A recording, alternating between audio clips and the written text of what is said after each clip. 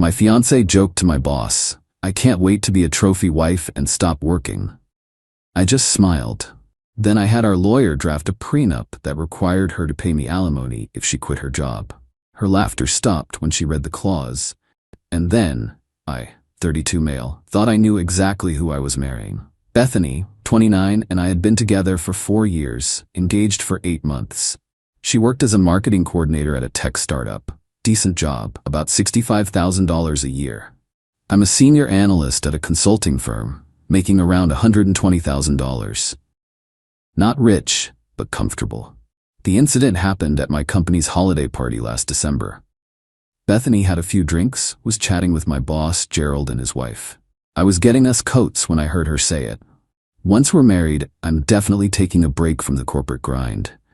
Maybe do some yoga teaching or start a lifestyle blog. Honestly, can't wait to be a trophy wife for a bit." Everyone laughed. Gerald's wife made some joke about living the dream. Bethany spotted me and winked. "Right, honey? You'll take care of me?" I smiled, nodded, played along. But something clicked in my brain. See, this wasn't the first comment. Over the past few months, she'd been dropping hints, talking about how stressed work made her, how nice it would be to focus on making our house a home, how her friend Mallory quit working after marriage and seemed so happy. That night, I couldn't sleep. Kept thinking about my buddy Terrence. His wife pulled the same thing. Quit her job 3 months after the wedding, never went back. Now he works 70-hour weeks to maintain their lifestyle while she posts smoothie bowls on Instagram. 2 days later, I made an appointment with a family lawyer. Not to cancel the wedding. I loved Bethany, but I needed protection. The prenup draft was beautiful. Standard asset protection stuff, but with one special clause. If either party voluntarily leaves employment or reduces their income by more than 40% without the written consent of the other spouse, they become responsible for paying spousal support calculated at 35% of their last documented annual salary for a period of 3 years in case of divorce.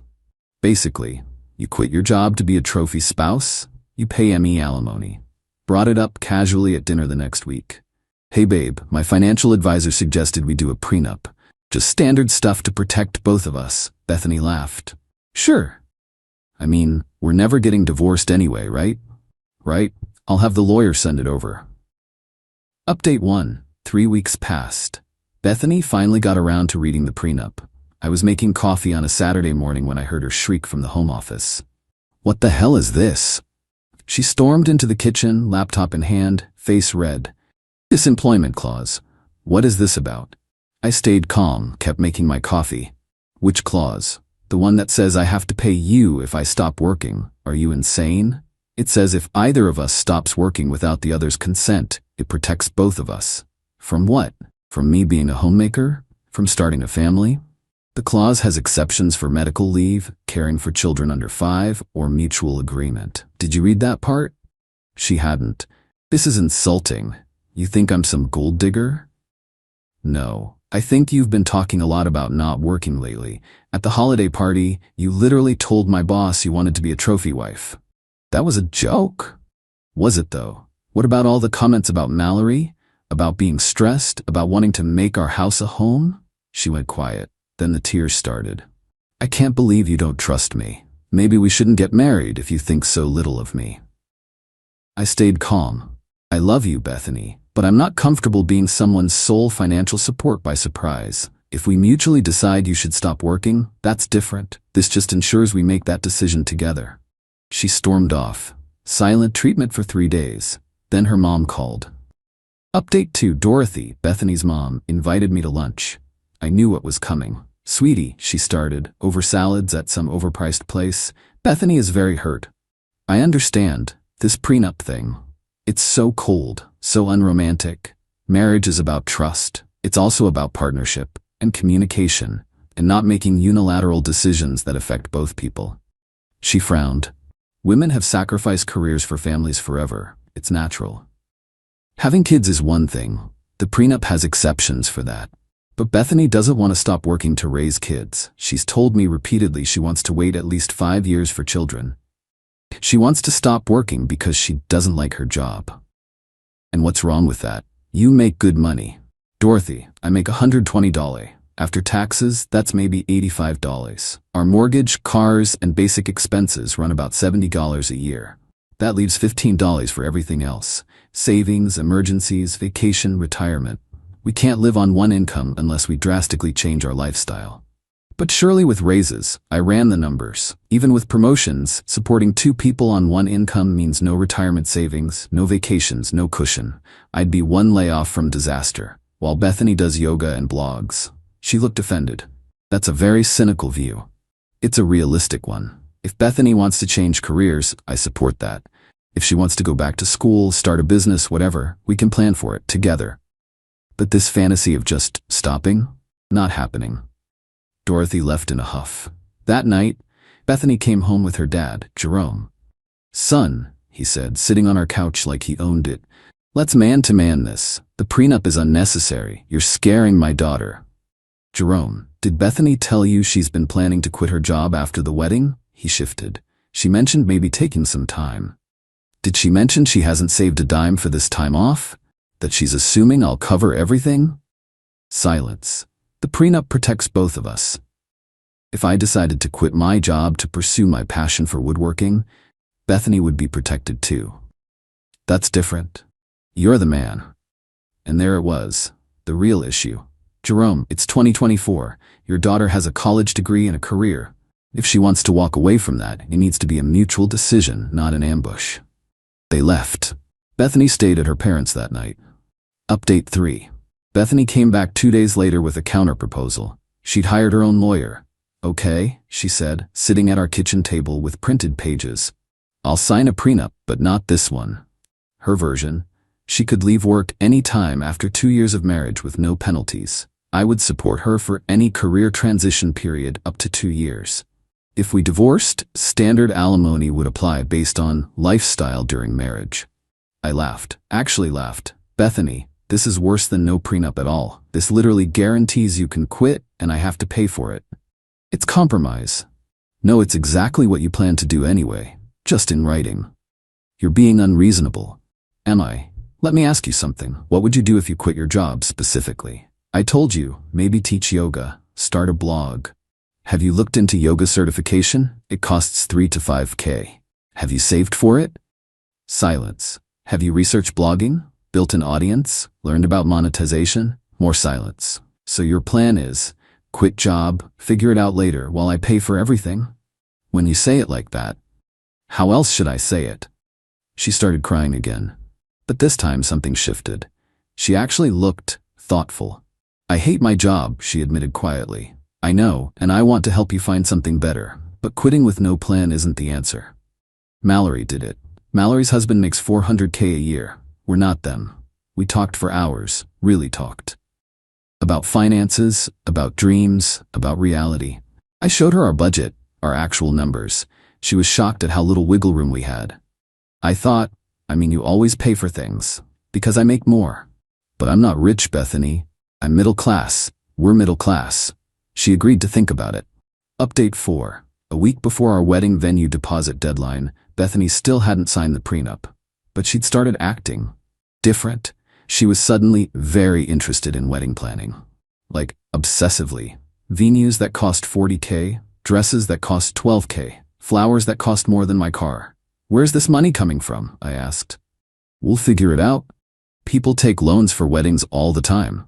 Red flag city.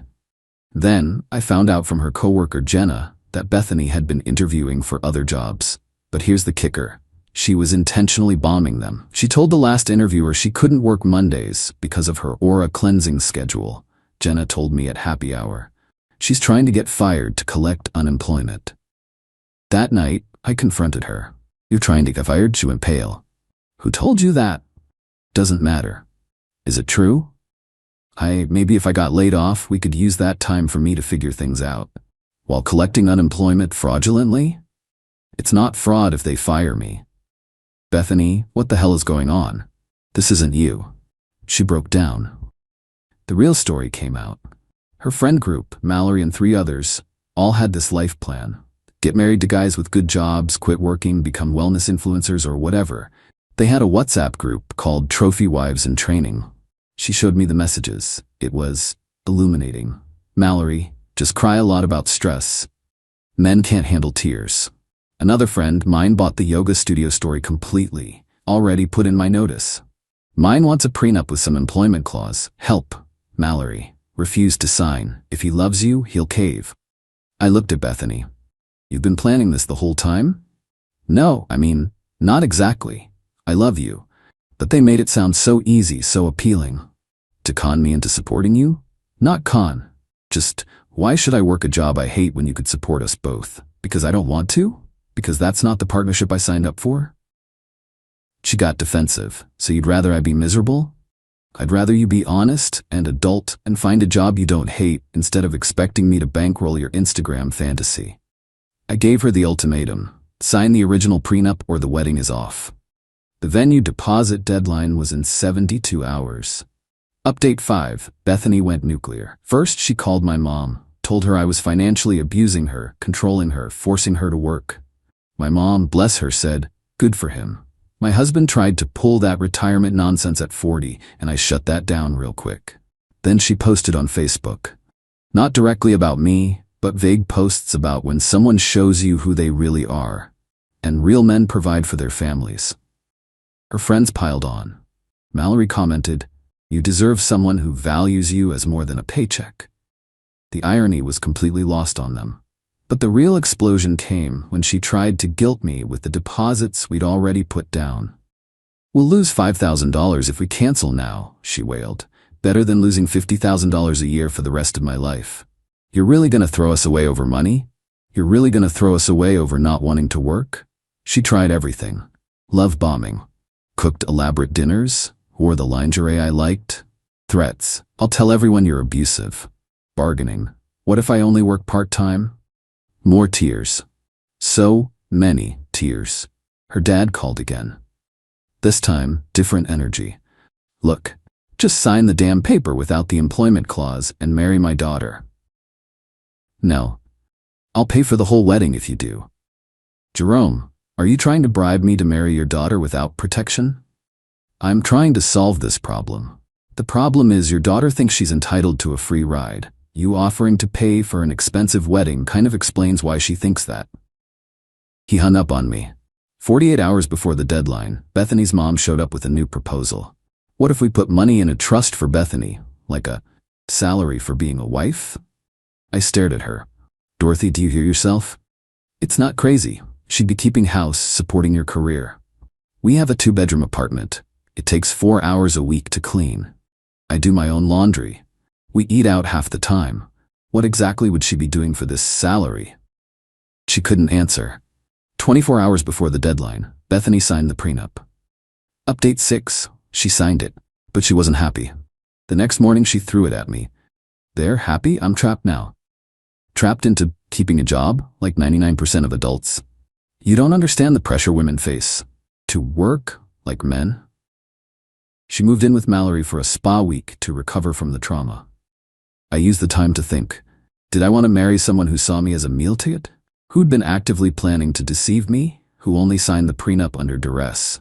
I called my lawyer. If I call off the wedding now, what's my exposure? Minimal. She has no claims on anything. You'd lose deposits, but that's it. I sat with that for 3 days. Then Bethany came home. But she wasn't alone. She brought Mallory, and a guy I'd never seen before. "This is Trevor," Bethany announced. Mallory's lawyer. Trevor looked about 25 and uncomfortable. I'm actually just in law school. He says the prenup might not be enforceable because I signed under duress." I looked at Trevor. "Did you tell her that?" "I mentioned that duress can sometimes, but she'd need to prove." "Get out of my apartment. You can't kick us out." Mallory shrieked. "We're here to support Bethany." "Mallory, you're trespassing. Leave." Trevor, "Giving legal advice without a license is illegal.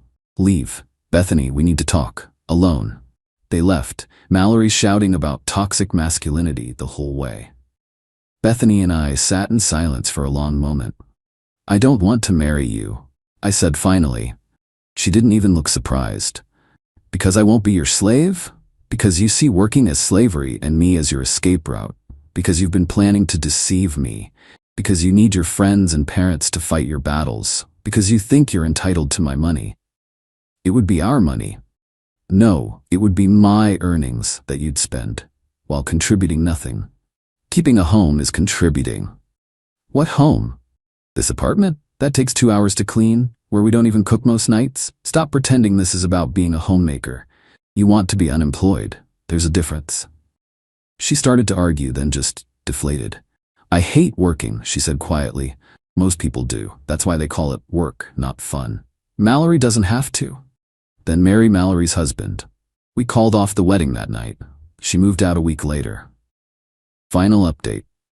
The aftermath was brutal for about a month.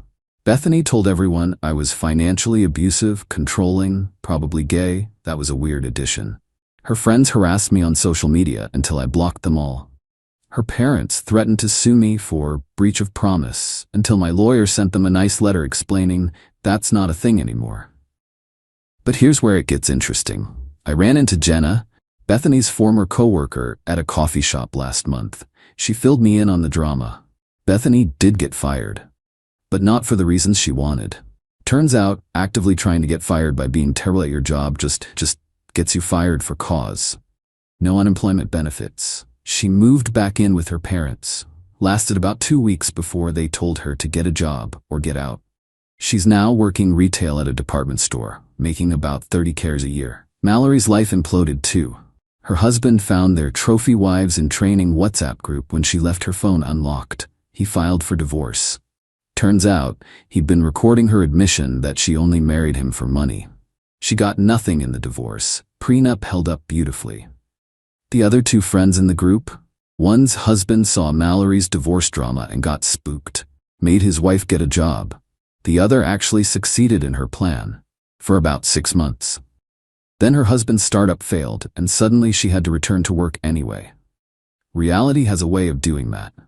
Bethany reached out once, about 3 months ago. Long email about how she'd been influenced by toxic friends and lost sight of what mattered, and could we try again? I replied, no. Good luck with everything. She responded with a paragraph about how I'd destroyed her life. I didn't reply.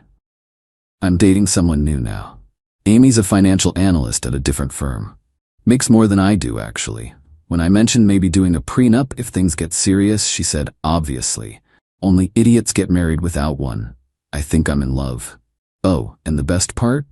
I used the wedding venue deposit we lost as a tax write-off for education expenses, because I definitely learned something worth $5,000.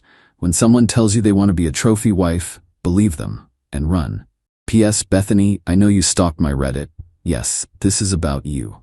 No, I don't regret a thing. Yes, Amy is prettier than you. No, we won't be inviting you to our wedding. Stop texting my mom asking about me. It's weird. PPS, to everyone asking, yes, the prenup template I used is saved in my Google Drive. No, I won't share it publicly. Get your own lawyer, but definitely get one. Mallory, if you're reading this, your husband's lawyer contacted me for a deposition. I told him everything. Sorry, not sorry. Maybe get a job? My fiancé laughed at the bar. He thinks this ring is real. I'm keeping the diamond he actually bought. I smiled and said, good one. Then I called my insurance company, reported the real diamond stolen, and showed them the video of her bragging. The call I got from the police detective. I, 34 male, am a structural engineer. My job is to find flaws in designs before they become catastrophes. I analyze stress points. I calculate load capacities. I deal in absolutes. 6 months ago, I proposed to my girlfriend of 4 years, Bianca, 30. I spent over a year saving. I did the research. I found a jeweler. The stone was a 2.2 carat E-color VVS1 round brilliant. The setting was a simple, elegant platinum band. The total cost was $38,450. The moment the GIA certificate and appraisal were in my hand, I had the ring added to my valuable personal property, VPP insurance policy. It's a rider on my condo insurance. Costs about $400 a year. My name, my policy, my asset. The proposal was perfect. She cried. She said yes. She loved the ring. It's too much, she'd say, flashing it. I'm almost scared to wear it. I should have listened closer. Fast forward to last night. Friday, we were out for celebratory drinks with our crews. My best friend Joel was there. Her best friend Keisha was there. We were at a loud, trendy bar. Joel and I went to the bar to grab a round. Bianca and Keisha were at a high top table about 10 feet away. The music dipped and their voices carried. I heard Keisha shriek, "B, I cannot believe it. It looks exactly the same." I froze. Joel glanced at me. I just listened. Bianca let out that high, tinkling laugh I used to think was charming. "I know, right? It's a top-grade moissanite. $1,200. He hasn't suspected a thing in 2 months. But the real one? Where is it?" "In my personal safe deposit box, obviously. It's an investment. Why would I wear a $38,000 asset on my finger where I could lose it or chip it or get mugged? This is so much smarter." My blood pressure dropped to 0. I felt cold. "But what? You're just keeping it?" "He'll never know. He thinks this ring is real. I'm keeping the diamond he actually bought. This way, I get the ring I get to show off, and I have a $38 nest egg he paid for." Honestly, he's sweet, but he's a total dope. He'd never think to check. Joel was just staring at me. His face was pale. I looked at him, and he slowly raised his phone, which he'd been using to take a video of the bar's vibe. He'd been recording for about 45 seconds. He'd captured the entire exchange. The audio was crystal clear. I turned. I picked up the 4 drinks. I walked over to their table. "You guys having fun?" I asked, putting the drinks down. Bianca looked up, all smiles, and flashed the fake ring at me. "The best time, honey. We were just talking about how much I love this." I smiled. "Good one," I said. I sat with them for another hour. I laughed. I talked about wedding venues. I was a perfect, supportive, dopey fiancé. Inside, I was calculating. Stress points, load capacities, a catastrophic failure. I took a separate Uber home to my condo. Bianca keeps her own apartment, thank God. I told her I had an early morning site inspection. "I love you," she called out. "Love you too," I said. I got home. I poured a very large glass of whiskey. I watched Joel's video. 10 times. Her laugh, he's a total dope.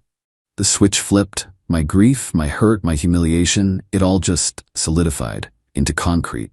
My job is to deal with structural failure, and this was a 5-alarm failure. At 11:05 p.m. I opened my laptop. I pulled up my insurance policy. I found the 24/7 claims hotline. I dialed. "Hello, this is Brenda. How can I help you?" "Hello, Brenda. I need to file a claim on my VPP policy. I need to report a theft." "Oh, I'm so sorry to hear that. What was stolen, sir?" "A 2.2-carat diamond. GIA serial number." I read it off the certificate. It was expertly removed from its setting and replaced with a fake stone, a moissanite. Brenda was silent for a long beat. "Sir, do you have any idea who might have done this? A jeweler? A cleaner?" "Yes," I said, taking a sip of whiskey. "I know exactly who did it. It was my fiancée, Bianca. She did it 2 months ago. She has the stone hidden in a safe deposit box." Another long silence. "Sir," Brenda said, her voice completely different. This isn't a standard claim.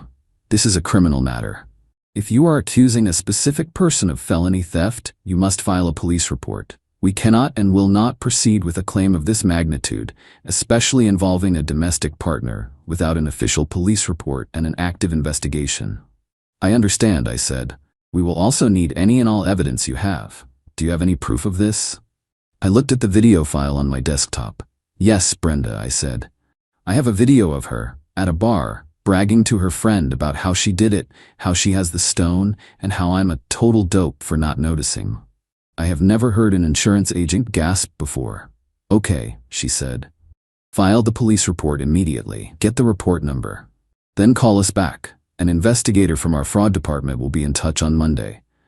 Do not confront the accused. Do not try to retrieve the property. This is a police matter now." I hung up. I stared at the wall for 10 minutes. This was the point of no return. She didn't just break my heart. She didn't just betray me. She stole from me. She committed a calculated, premeditated felony. And she laughed about it. At 11:30 p.m., I called the police non-emergency line. I need to file a report for grand larceny. My life as I knew it was over. The life I thought I had. Anyway, time to start the demolition. Update 1. It's been an explosive week. Thanks for all the comments. For those who said just dump her and ask for the ring back, you're missing the point. She didn't lose it, she stole it. She swapped it with a fake and bragged about her investment. That's not a breakup, that's a crime.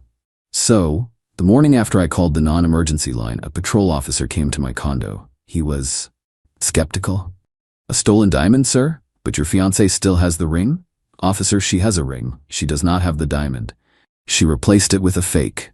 Here is the GIA certificate for the 2.2-carat stone, which is laser inscribed. Here is the receipt for $38,450, and here...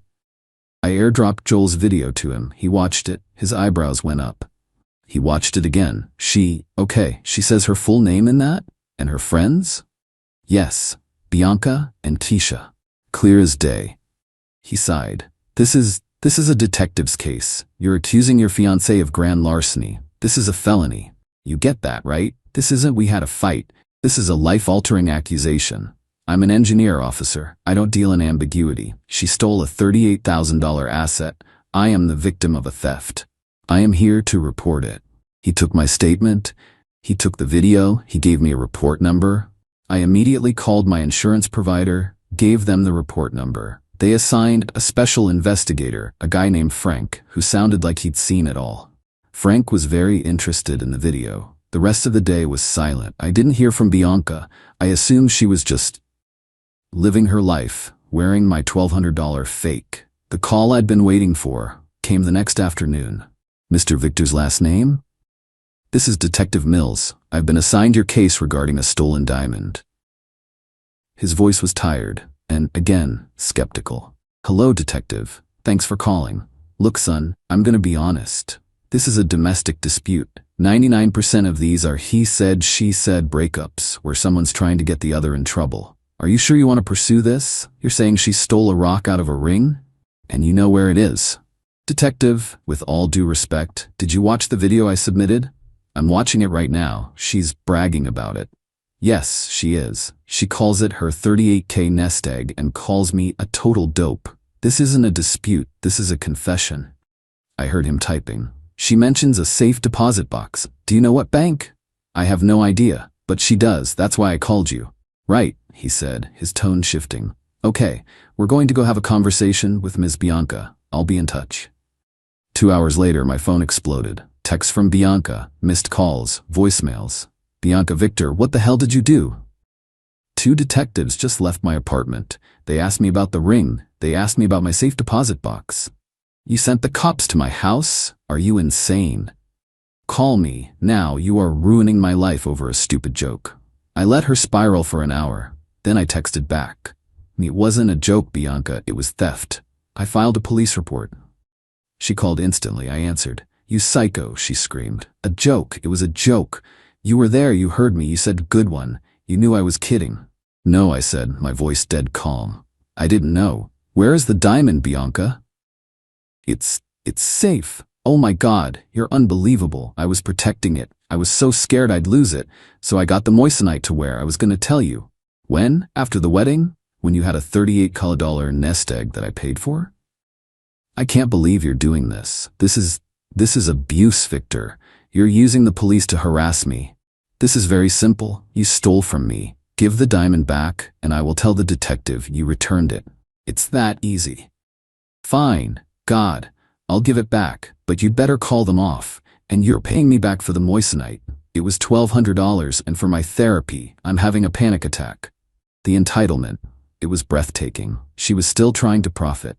No, I'm not paying for the tool you used to commit fraud, and I'm not calling anyone off. Bring the real diamond in its GIA-certified case to the 14th precinct. I'll meet you there. The detective can verify it's the right stone, and we can be done. I am not going to a police station. Are you crazy? You're trying to have me arrested. I'll bring it to your condo. Nope, the precinct. That's the only way. Otherwise, Detective Mills is getting a warrant for every safe deposit box under your name. I hate you. You're a monster. She hung up. 30 minutes later, her mother Celeste called. Victor, darling, she said, her voice dripping with poison. I have just had a hysterical phone call from my daughter. I cannot believe you would do this. After all the stress she's been under planning your wedding, you have embarrassed her. You have embarrassed me. Celeste, Bianca stole a $38,000 diamond from me. She protected it. She is a frugal, smart girl, and she was protecting your shared asset. You should be thanking her. Instead, you send policemen to her home? Like she's some common criminal? Yes, that's what she is. Unbelievable. Celeste shrieked. "You know what, Victor? We'll see you in court. She's not giving you anything.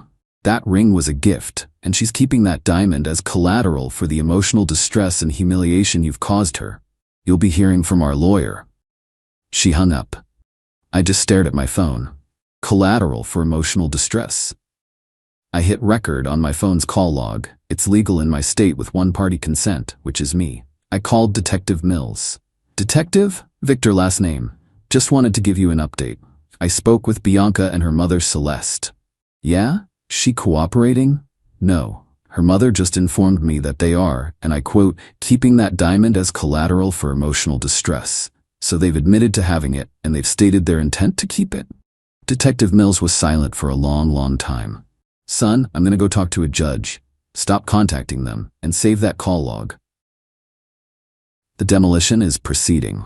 Final update. It's been 4 months, I'm exhausted. But I'm free. This didn't end in a big, flashy explosion. It ended in a series of grinding, bureaucratic, and soul-crushing legal procedures. So, after Celeste's brilliant collateral threat, Detective Mills got a warrant. It wasn't hard. He had my video confession, and now he had a taped call, which my lawyer confirmed was admissible, of her mother admitting they possessed the stolen property and intended to keep it. They served the warrant on Bianca's bank, popped open her safe deposit box, and there it was. One small plastic baggie containing one 2.2 carat E-color VVS1 diamond. The GIA inscription matched my certificate. Bianca was arrested and charged with grand larceny. This is where the realistic part of the story kicks in. It sucked. The police and the DA's office were not my allies. They were overworked. They saw this as a messy domestic case, even with the evidence. Bianca, a well-dressed, crying 30-year-old woman, looked like the victim to them, not the cold, calculating thief she was. Her family hired a shark of a lawyer. Their play was simple. It was a mistake, a silly prank. He's a vindictive, controlling ex. He's manipulating the system to punish her for leaving him. We hadn't even broken up yet when she stole it, but facts didn't matter. The entitlement from her and her family was nuclear. First, the failed work attack. I got a call from my firm's HR director. "Victor, we received an anonymous complaint that you're unstable, using company time to harass an ex-partner, and creating a hostile environment." Thank God I'd been proactive. The day I filed the police report, I'd requested a meeting with my managing partner. I told him, "My fiancée committed a felony. I'm reporting it. It's gonna be ugly. She is vindictive. I apologize in advance for any drama that spills over, but I'm handling it." My boss, an engineer to the core, just nodded. "Keep your billing clean and don't let it affect the load calculations." So when HR called, I said, yes, that would be for my ex-fiancée, who is currently out on bail for grand larceny after stealing a $38,000 asset from me. Here's the police report number and the name of the DA handling the case. Please let me know if you need anything else." The complaint vanished. Then, the legal threats. Celeste's lawyer sent me a cease and desist, accusing me of harassment. My lawyer, yes, I had to get my own lawyer to navigate this, sent back a lovely letter that included a copy of the video and a transcript of Celeste's collateral phone call. The letters stopped. It dragged on for months. My diamond was in an evidence locker. The insurance claim was frozen. Finally, 2 weeks ago, we had the hearing. It wasn't a trial. Bianca's lawyer knew that video would destroy her in front of a jury. They were pushing for a plea deal. The deal: plead guilty to a lesser felony, return the property which was already in evidence, and in exchange, the DA would recommend probation, no jail time, given her clean record. But the deal hinged on one thing: my cooperation. Her lawyer requested a meeting. Me, my lawyer, Bianca, and her shark. She was diminished, pale, thin. The designer clothes looked baggy. "Victor," her lawyer started, "Bianca is prepared to plead guilty. She knows she made a terrible error in judgment." Bianca was just staring at her hands, crying, silently. "She's scared. A felony conviction will ruin her career. She'll never work in marketing again. We're asking if you would be willing to speak to the judge on her behalf. Not to excuse her, but to frame it as a relationship dispute that spiraled, so the judge might be inclined to reduce it to a gross misdemeanor. No felony, just probation and restitution." I looked at her. Her shoulders were shaking. "A prank," I said. "That's what you called it. A joke." It was, she whispered, looking up. Her eyes were red. It started as a stupid prank, Victor. I was showing off for Keisha. And then you called the cops. And my mom, she reacted badly. I was gonna give it back. When? I asked. When were you gonna give it back, Bianca? You told Keisha it was your nest egg. You said I was a total dope. You didn't get a $1,200 moissanite for a one-night prank. I don't know, she wailed, tears streaming now. I was scared, I was stupid, but please, Victor, please don't let them ruin my life. I'll pay you back. I'll pay for the fake ring. I'll pay your lawyer. Please, you loved me once, didn't you? This was it. The moment of vulnerability. Not just hers, mine. I felt nothing, just tired, like looking at a collapsed building. I'm not gonna speak on your behalf, I said. I'm not gonna ask for leniency, and I'm not gonna ask for jail time. Her face fell. I'm gonna submit a victim impact statement, I continued, looking at her lawyer. It will be factual. It will state that you stole a $38,450 asset. It will state that when caught, you and your family conspired to keep it. It will include the video of you bragging about my stupidity. It will include the audio of your mother's threats. It will state factually the emotional and financial toll this has taken. What the judge decides to do with those facts is up to him. I am done. Bianca's sorry face evaporated. The entitlement, the real Bianca, flashed. You cold-hearted bastard, she hissed. You'd really let me be a felon? Over a rock? You're right, I said, standing up. It is just a rock, and you valued it more than you valued me. You made your choice. The consequences are just the structural load you failed to account for. My lawyer and I walked out. The resolution. The judge saw my statement, he saw the video, he heard the call. He was not happy. He accepted the plea deal, but just barely. Bianca was convicted of a felony, attempt grand larceny. She got 3 years of probation, 500 hours of community service, and a court-ordered restitution plan. She has to pay me back for my legal fees, the cost of the insurance investigation, Frank sent me a bill, and the $1,200 for the fake ring. It's $7,800 total. At $100 a month, I'll be paid back in about 6.5 years. The diamond is back in my possession. It's in my safe deposit box now. I canceled the insurance claim, I'm selling it, I'm taking a loss, but I don't care. I want it gone. Bianca, from what I've heard, did lose her job. That felony conviction is a permanent mark. She's living with Celeste. Keisha had to testify against her to avoid charges herself and is now no longer part of the family. I'm still in my condo, I'm still an engineer, I'm dating but cautiously. I checked for stress points. It wasn't a satisfying Hollywood revenge. It was a long, expensive, and painful process, but it was real. She didn't just make a mistake. She made a calculated, criminal choice.